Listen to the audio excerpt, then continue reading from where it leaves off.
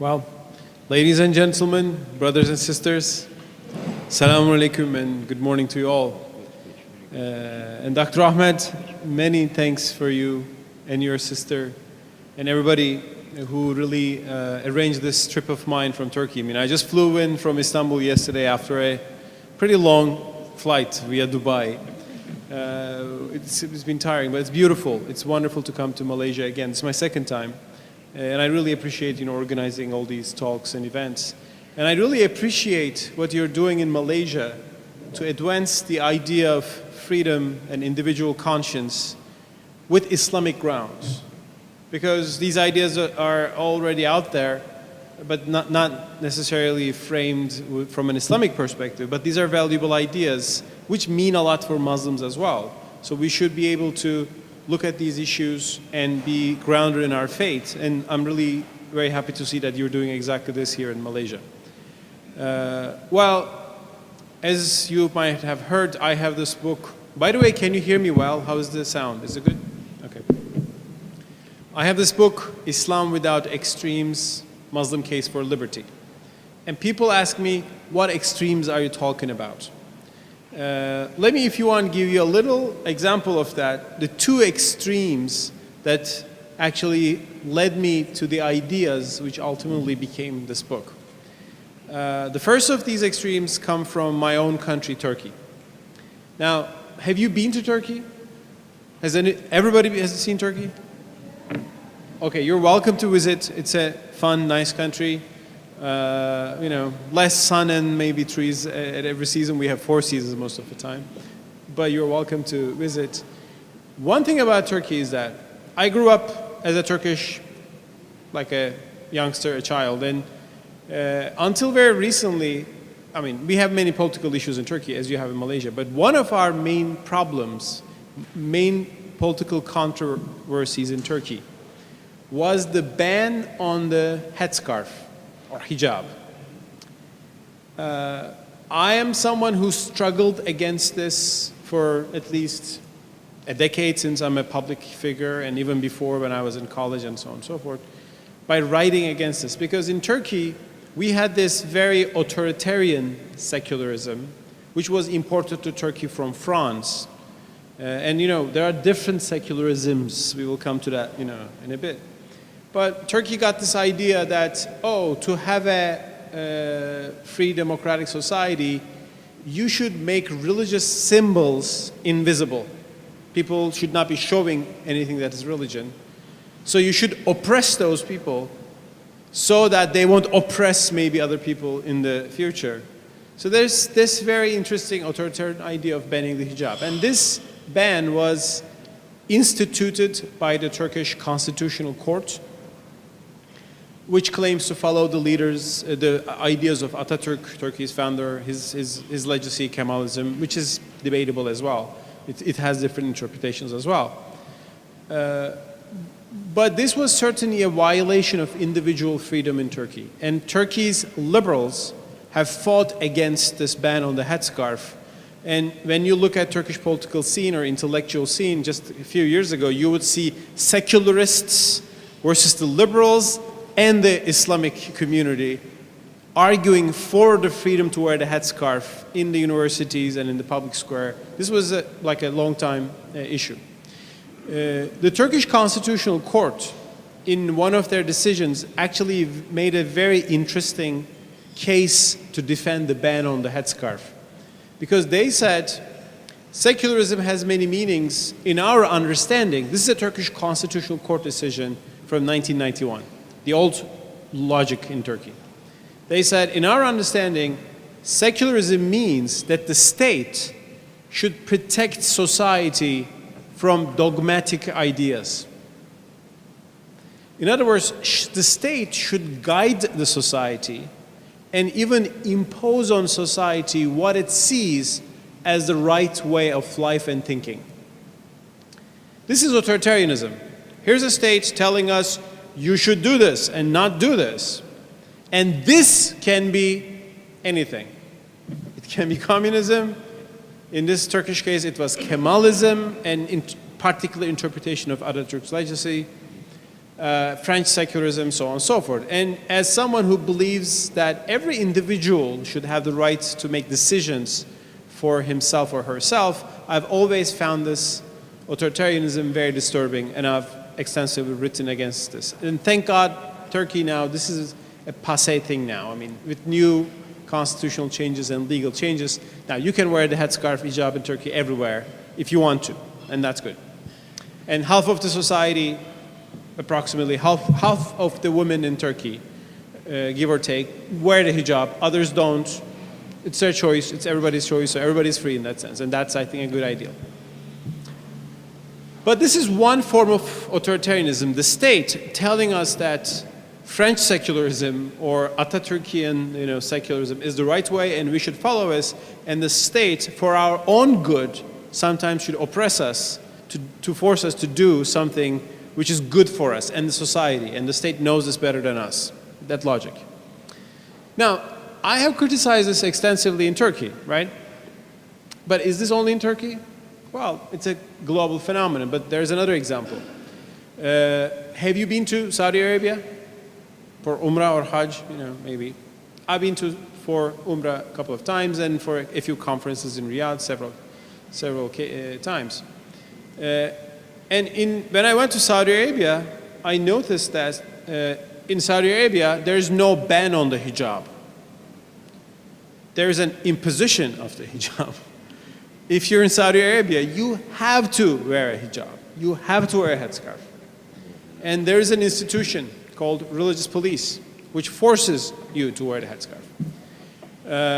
Why? Because the Saudi authorities believe that, as a state, they had the right and the mission to tell individuals to do what is good for them and to enforce them to do what is good for them and for the rest of society. And when I saw these two examples together, I said, there's an interesting parallelism here. In Turkey, the government tells you not to wear the hijab. In Turkey, in Saudi Arabia, the government forces you to wear the hijab. Actually, although they're very different from each other in one perspective, they're actually very similar in the sense that they see a right to intervene in individual choices about that individual's personal space and to give guidance and even impose that guidance. So I said both are authoritarian systems in their own way. Authoritarianism plus Islam, authoritarianism plus secularism, modernity, whatever our Turkish Constitutional Court defined it.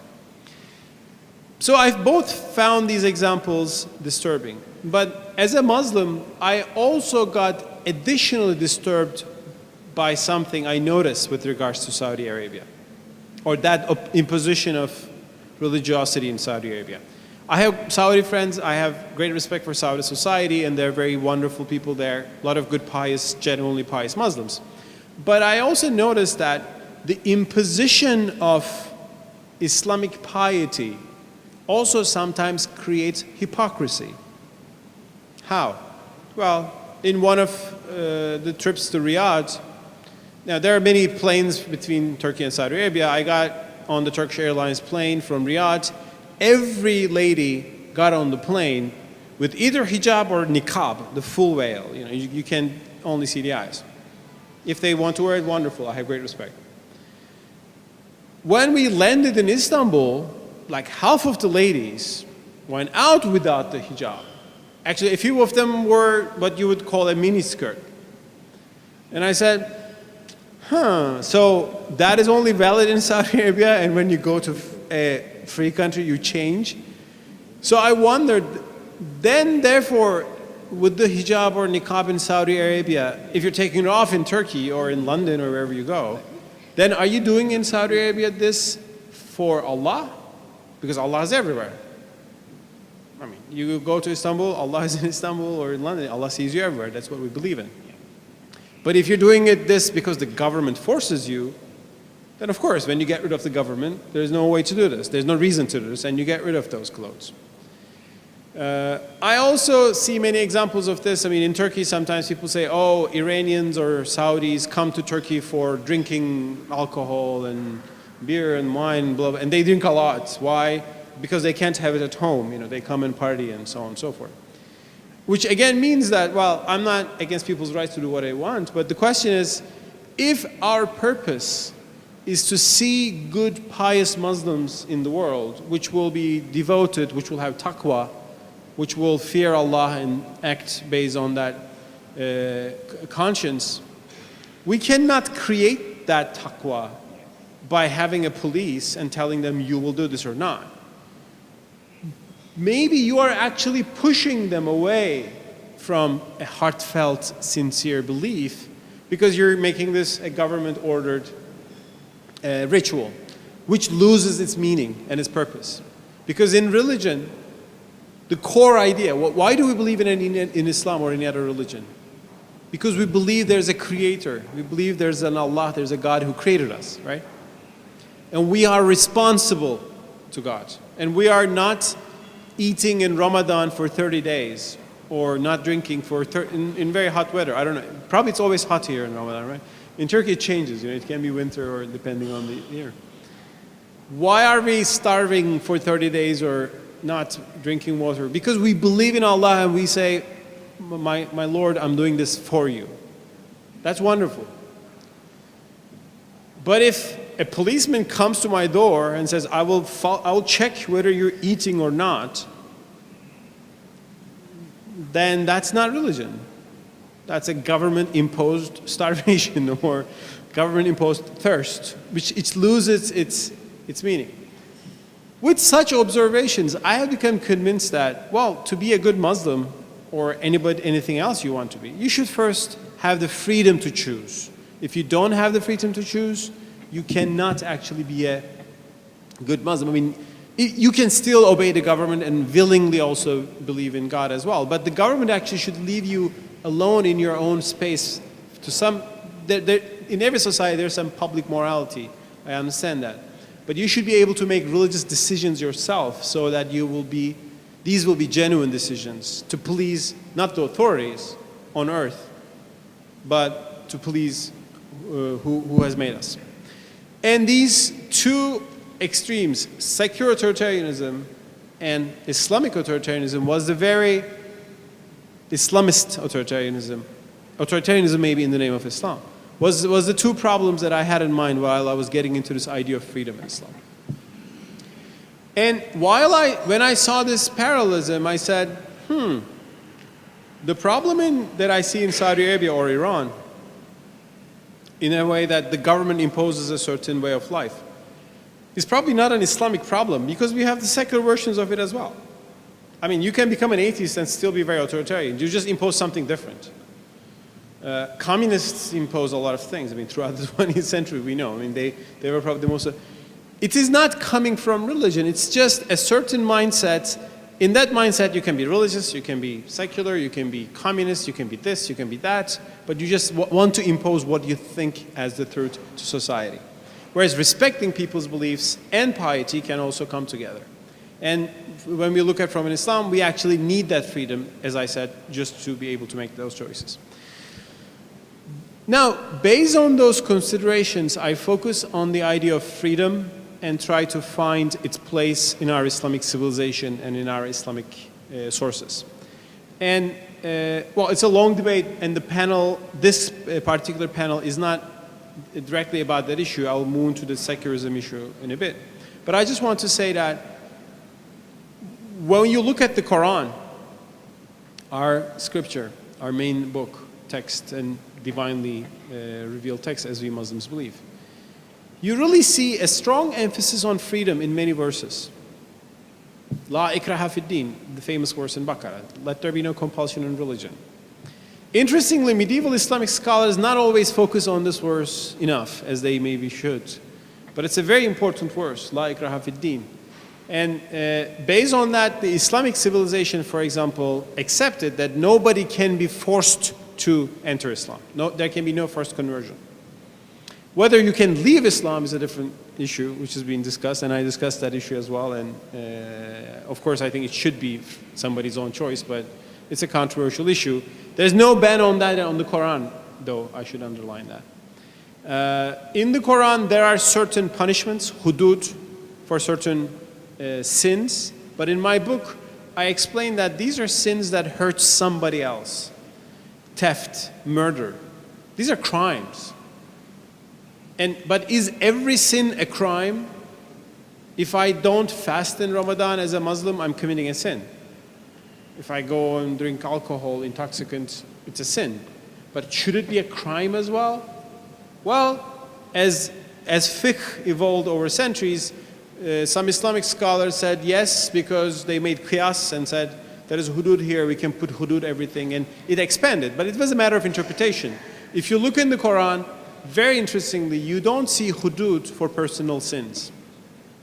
They are warned by Allah, and it says that you will be punished in afterlife for that, or Allah might forgive you, but you're warned not to sin. But Allah doesn't bring, there is no punishment in the Quran for not going to the mosque in Friday or not doing your prayers. Although the scholars brought this over time with qiyas, which means we respect those scholars, but it's a matter of interpretation.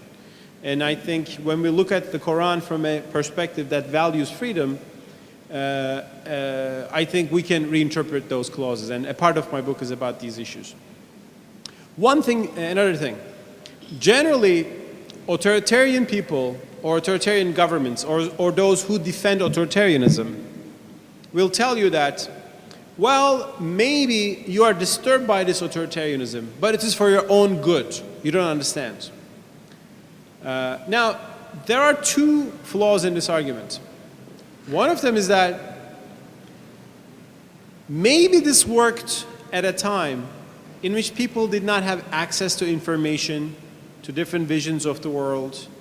Maybe by forcing people to go to prayer in a village in the middle of somewhere Anatolia 5 centuries ago, maybe you made that person gradually get used to it, and maybe it was for his own benefit from an akhirat, afterlife perspective. But in our day and age, the world has become very, very different. Everybody now has access to information. Everybody is more educated. Everybody is reaching the sources. And the more you impose religious values on people, you don't make them love it over time. You make them hate it. You're pushing people away from Islam by imposing Islam on them. Maybe it's a new dynamic, but it's what the world is. I'd like to share a personal experience with you. By the way, how many minutes do I have for this talk? You can have 30 minutes. 30? Okay, I'll keep it not too long, not too boring, but... No, I won't. Astaghfirullah. Here's a story. I saw one of the most anti-Islamic people on earth in my life in a taxi in Boston, the American city of Boston. He said the rudest things about our prophet, our religion, and I was very disturbed. But why a Boston taxi driver? Interestingly, actually, this was I think maybe some 5-6 years ago. I was for a conference there. Good morning. From the train station, I took a taxi to the hotel. I got in the car. The man's name was Muhammad something. I said, "Oh, my brother, salam alaikum, how are you?" The usual ummah connection thing. I said, Muhammad, and when I said salam alaikum, he said, "Don't call me like that." And I said, "What's the problem?" He said, "I'm not a Muslim." He said, "Okay, your name's Muhammad." So I thought, he said, I've left that. He said nonsense or stuff like that. Very rude things about Islam. I said, "Why?" I said, "Okay, I respect that point of view. Just can you explain to me why?" And I learned that he's from Iran. His father was a bureaucrat under the Shah. And when the Iranian regime took over, his father was imprisoned and finally executed by the Shah, by the new regime, the regime of Ayatollah Khomeini. And I don't know whether it was rightful or wrong, but anyway, his family was persecuted. And I realized that his reaction to the Iranian regime, a political entity, turned into hatred against Islam. And he became an apostate, he abandoned Islam, and he also got into this anti-Islamic literature in the West. Oh, Islam is so oppressive, this oppressive. He told me how the regime in Iran is this oppressive. And then I said, well, the regime in Iran is the regime in Iran. It's not the Quran. It's a political entity. And, well, the Shah regime was very oppressive, too. That's a difference. It's just, you know, you just had a change of ownership in a basic authoritarian system. The Shah was actually banning hijab. I mean, if you go, the first Shah, if you go back to the 20s and 30s in Iran. And then Khomeini came and said, well, it's reversed now. Everyone will wear it. So, I mean, we can dissect the Iranian regime. You can like it or dislike it. But whatever, I realized that his distaste with an authoritarian regime acting in the name of Islam made that individual a former Muslim who actually is very hostile to anything that is Islamic. And I said, well, that's what actually you achieve when you sometimes make people, when you try to make people for their own good, you know, when you enforce on them. Especially, of course, when you use Islam for an authoritarian government agenda, which hurts people. The people who get hurt by that authoritarian agenda probably become double. Now that's one, so two things. You first push people away from Islam when you impose Islam on them. The second thing is that when a government, let's say the Saudi government, imposes Islam on us, on the citizens, it also has an interesting claim by definition. It claims to know what is Islamic. Right? Because if you say you should do this, then you know this is the right thing to do. But there are different interpretations of Islam. There have always been. We know the Sunni mainstream, 4 different schools. You can be Shafi, Hanafi, and Maliki or Hanbali. You can be in those schools, but with some reformist ideas. You know, like I'm coming from a Hanafi background, but I can say I believe in some revisiting of classical Hanafi resources. You can have no madhab at all. I mean, some people think it's the horrible thing to do, but that's in the frame of Islam. Some people are Shia. Some people are Wahhabi. You know, they all have their own different understandings of Islam. Even people who are Sunni and Hanafi, they have different understandings of Islam. In Turkey, like everybody's almost Hanafi, as most people are here in Shafi, as I understand, right? Like most mainstream scholars are Hanafi. But one of them, Hayrettin Karaman, argues that there should be never stoning in Islam. It's not in the Quran, and it's a hadith, but the Prophet did it, peace be upon him, only because he told the Jews to do it, actually. He didn't do it from a Quranic commandment. So he's against rajm or stoning. There are other Hanafis in Turkey who says, of course in Turkey nobody implements stoning, but theoretically discussion. Some people think it should be. So there are many different understandings of Islam. And there are many different understandings of Islam, especially today, because we face something called the modern world, and some people think we need more reinterpretation and so on and so forth. Now, if a government says, I am telling you to follow Islam and here it is what it is, that government by definition claims to know what is the right interpretation of Islam for us. How does the government know that? Why are they smarter than the rest of us? How can they make that decision for me? Imagine I'm Shia. I'm not, but like imagine I'm a follower of the Jafari school. I mean, I respect the government if the government people believe in another school, but why would they tell me to follow that instead of this and force me to? So that very diversity in itself pushes us to accept a medium of freedom in which, well, if you're Shafi, if you're Hanafi, if you're modernist, if you're historicist, if you're Shia, you should be able to follow your own way. You can, of course, organize around the community. You can go to and ask your scholars their opinions, so on and so forth. But if a government takes one of these different interpretations of Islam and imposes on us, the government, by definition, claims to have some super knowledge.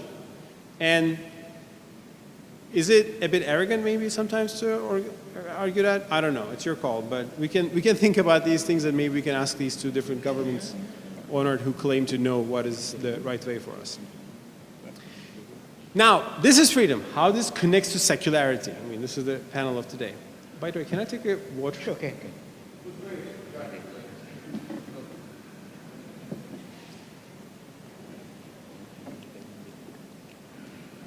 Thank you. How would this connect to this idea of secularity? I actually use the term secularity instead of secularism. Sometimes ism implies an ideology which is sometimes a little bit disturbing, or I have seen very disturbing examples of secularism in the world. But here is the thing. As I said, I am very critical of authoritarian secularism, which is all about limiting religious expression, limiting free exercise of religion. In the world today, in the Western world, France is the home of that authoritarian secularism. The ban on niqab, for example, the veil, is now practiced in France by law, in Belgium as well, which is coming from the same political tradition. So there is a disturbing element of authoritarianism in that sort of secularism. Similarly, the people who think in that authoritarian secularist frame of mind would tell you, don't mix Islam and politics. Don't mix Islam or religion or this, religion or that. And I'm asking why? I mean, why are you telling me that when I look at politics, I should leave my religious values behind? Now, that is an authoritarian secularism that I'm not advocating. I'm actually critical of. However, in the Western world, there are actually two very different models of secularism or secularity. And while I'm critical of the authoritarian model, the other one is a bit interesting, and we should look at it a little bit. The other one comes not from France, not from continental Europe, but from the US, United States. And in the United States, secularism, or the separation of church and state, as they call it there, comes from a totally different background and a totally different objective. In France, secularism, laïcité, as they call it, and in Turkish we call it laiklik. It comes from a historical experience in which the Catholic Church in France was always allied with the king, the monarchy. And those who wanted participation, democracy, freedom, always had to battle with the church and the king. They were together, they were allies. And the Catholic Church was an authoritarian institution. Catholics are not burning people anymore, but at least in the Western world, but in the Middle Ages, they were torturing people to believe in the true interpretation of Christianity. They were doing horrible things. So in France, since the Catholic Church was very oppressive, the battle of freedom, the battle cry for freedom in France always meant you want to be free from the church's influence.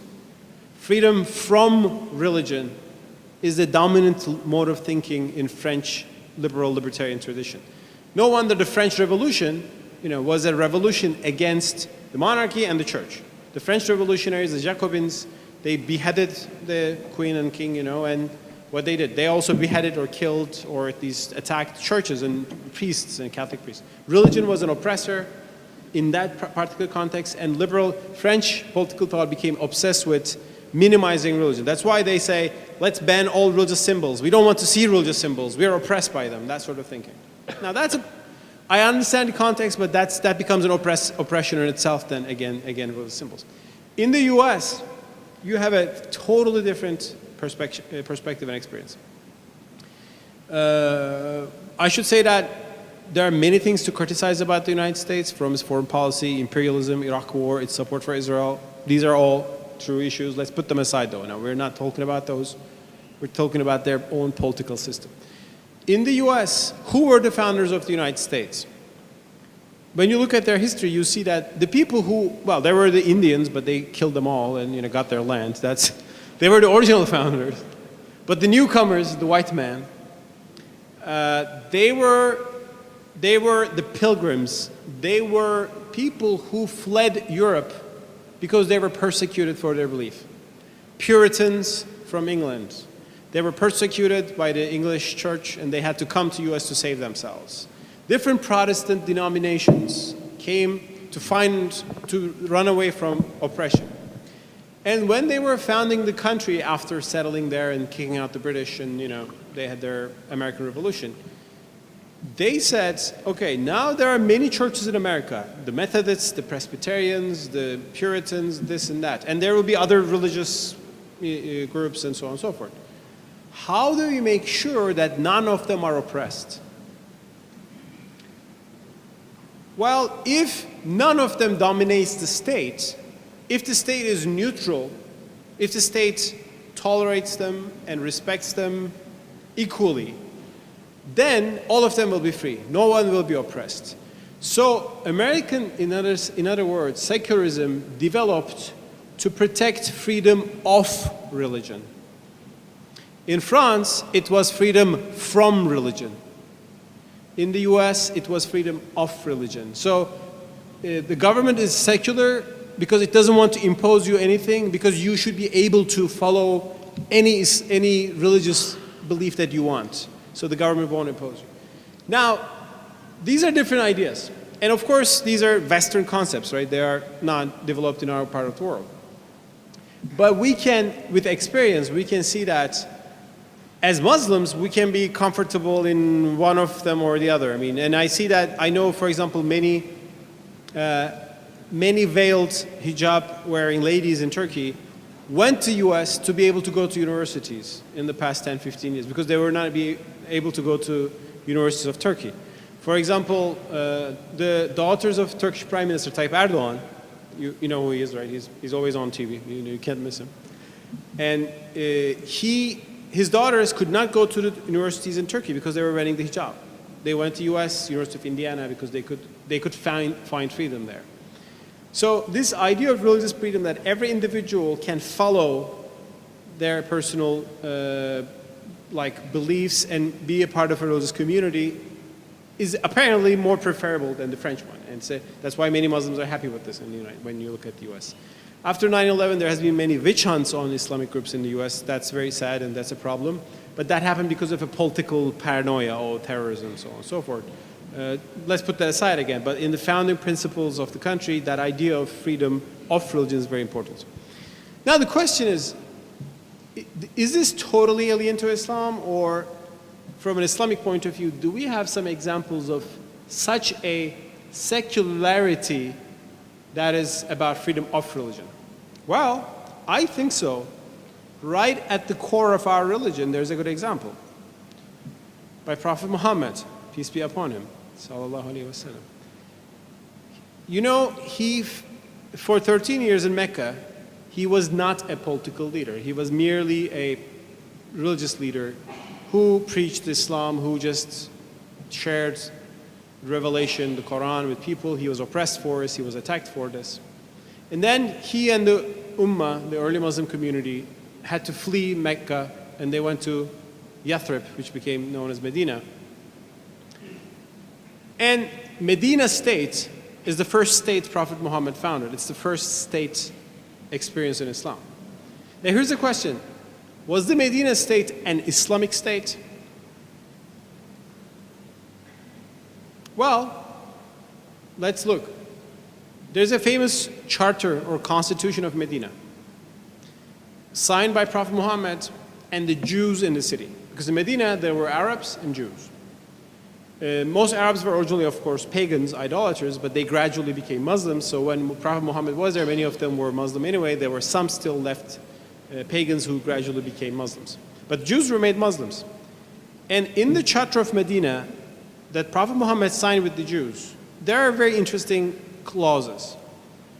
In one clause it says, Medina is a ummah with regards to other men, excluding other men. Which means Medina itself, with Jews and Muslims, became a state. The term ummah was used to define that political community. Not all Muslims, but it was a state of its own. And in the Ummah, there were Muslims and Jews, and because the Ummah referred to the political entity there. And if Medina is attacked by outsiders, all of them would defend Medina.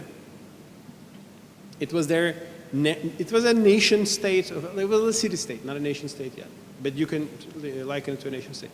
Secondly, it said in one of the clauses, to Muslims, their religion, to Jews, their religion. So, Muslims could follow Islam in Medina, and Jews could follow Judaism. And since Medina is a city that combines these two communities, Medina itself was not totally Islamic. It was Islamic and Jewish at the same time.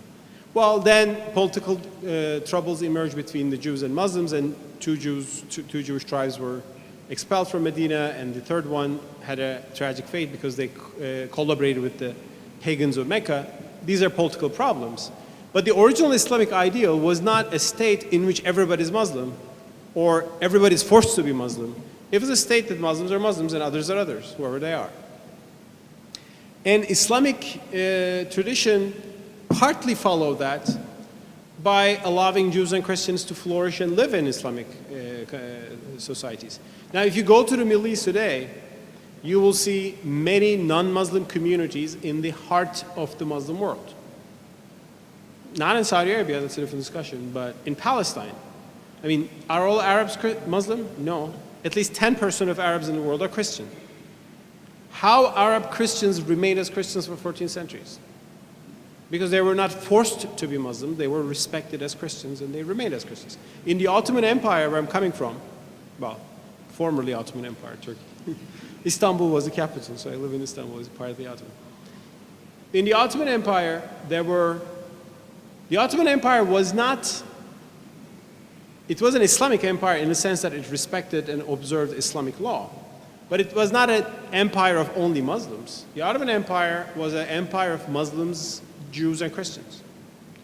Bulgarians, Serbs, Armenians, Arab Christians, the Syriac Christians in Syria and southeastern Turkey. They all remained as who they were. They were not forced to be Muslims. Interestingly, the Armenians lived happily for 6 centuries under Ottoman Islamic rule. And they were expelled from Turkey only when? When modern secular idea of nationalism came into the scene. Turkey got rid of its Christians, not because of Islam, because of the fall of Islamic values and the rise of secular nationalism. Turkey is only for the Turks, we don't want the Armenians.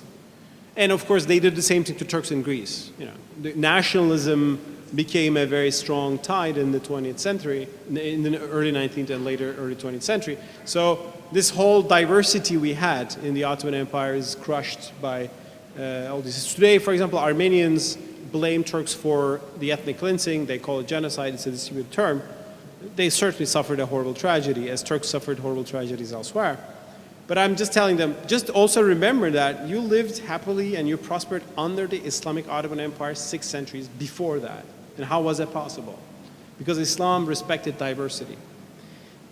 And that diversity gave Islamic world a very great power. As our friend said in the introduction, the Islamic world was the place where we had the biggest inventions throughout the Middle Ages, right? I mean, now we are getting everything from the West, like iPad, this, that, you know, books and TV. And I mean, we are producing now, thank God, we are starting to get into the production too. But for a long time, we got everything from the West, and inventions are coming from the West. There was a time all the inventions were coming out of Baghdad or Cordoba or other parts of the Muslim world, and the Western world was getting that. That's why algebra comes from al-Jabir, you know, Arabic, and the West was importing all these inventions. And why did we have the vision as Muslims to do those things? Well, Islam gave a sense of law, a sense of justice, a sense of equality, like every rights for every individual. Plus, Islam created a cosmopolitan civilization because Jews and Christians were not killed or forcibly converted into Islam, which was a norm in the old world, in the Middle Ages. Islamic world could, for example, the House of Baghdad, the most important institution in Baghdad, which incorporated different scholars, Muslims did not have a trouble in learning from Christians, Jews, Hindus, Chinese. They all gathered from ancient Greece, Aristotle. They learned from all those traditions, and that secular space that Islam created to welcome others created diversity, and that diversity led to inventions. Diversity is a great value, don't lose it, either in Malaysia or everywhere else. Why America is such a productive country? They're diverse. And you have all sort of people coming, bringing their cultures, their values, and the mixture of that creates a big synthesis. And we had that in the Ottoman Empire. We lost it to some extent because of nationalism. One more thing. In the late Ottoman Empire, a legal development took place. The Ottoman Empire was a classical Islamic state with different court systems for different communities. In other words, in the Islamic Ottoman Empire, if you're a Muslim, you would go to the Qadi, and the Qadi would judge you according to the Sharia. The Sharia could change based on the region, if it's a Hanafi or Shafi Qadi. The Ottoman Empire was very diverse. But it was the Islamic courts. If you're a Christian, you would not go to Islamic courts. You would go to your Christian priest, your patriarch, and you would have their own internal hierarchy. This went on like this for a long time. But in the 19th century, the Islamic Ottoman Empire opened secular courts to which every Ottoman citizen go. Why? Because a lot of disputes begin to emerge because of trade between Christians and Muslims. And if you have a dispute between a Christian and Muslim, how do you solve this? If it's a Sharia court, the Christian won't accept this, especially if it's a Christian from Europe. I mean, foreign traders came and a lot of disputes. That's why the Ottoman Empire initiated mezalim courts, which means secular courts. And these secular courts began to try everybody with secular standards. So in that sense, secularity became a common ground for people of different faiths. Not because they're abandoning their faith, not they are leaving behind. Just to be able to talk, secular space was created by the very Islamic Empire, the Ottoman Empire. It's very important in Islamic history, those secular courts. And of course in Republican Turkey it became all secular. Therefore, I would argue that the term secularism can be misleading, and of course, if it's an authoritarian approach to religion to block our religious values, to force us to abandon our commitment to religion, to abandon our practices, that's unacceptable. From an Islamic point of view, a Christian would not accept it too. And Christians in the West have a lot of criticism against the authoritarian secularism approach as well. But also, I sympathize with secularity in the sense that we need a common ground with people who are not Muslim. Even among people who are Muslim with different communications, we need a common ground, a neutral ground that we can discuss and converse things and we can agree. Like Prophet Muhammad founded the city of Medina, not by imposing Islam to Jews, but accepting as who they are. And okay, let's have a common agreement on how to protect Medina and safety and security in the city. We need constitutions that will guarantee every citizen and every community the right to exist who they are and not impose on them what is the right way of life. And also, even in Islam, there are different communities. One thing we should not forget is that during the time of Prophet Muhammad, if we were living, if we were lucky, to live at that time, there would be a great comfort. If we were confused about an interpretation of Islam, we could ask him, right? And when he says something, that would be the guide. After Prophet Muhammad, there is no authority like that in Islam. The caliphs were not divinely guided. They were not receiving wahi revelation. They were just pious Muslims that everybody agreed to follow. But there are many instances in Islamic history showing that the early caliphs, the four Rashidun, were actually questioned by the community if the community thought they're going against Sharia. They're violating Islamic principles. There's a famous incident of Caliph Umar, questioned by a woman in the audience. And Caliph Umar says something and the woman says, well, this is against the Quran, how dare you say this? And the Caliph listens to the woman. Because nobody is supreme. Allah is supreme, but nobody can say, I am representing Allah on earth. Only prophets have the right to do that. Even then, it's very interesting. The early Muslim community tried to understand, made a distinction between personal opinions of Prophet Muhammad and the revelations he was getting from Allah. In my book, I recall a story. Before the Battle of Badr, the Islamic army, which was attacked by the pagans, looks for a place to camp. And Prophet Muhammad says, let's camp here. And one of the Sahaba says, oh, Prophet of Allah, is this your idea or is it a revelation from Allah? He says, it's my idea. He says, okay, then I have a different idea. We can do this. And the Prophet listens to him. So, in a world in which Muslims could ask Prophet, is this your idea or is it a revelation from God? And they could express their opinions. We're an ummah like that. We shouldn't become an ummah who says, yes, sir, to everybody, who says, I know what's the way of life. We should be able to discuss.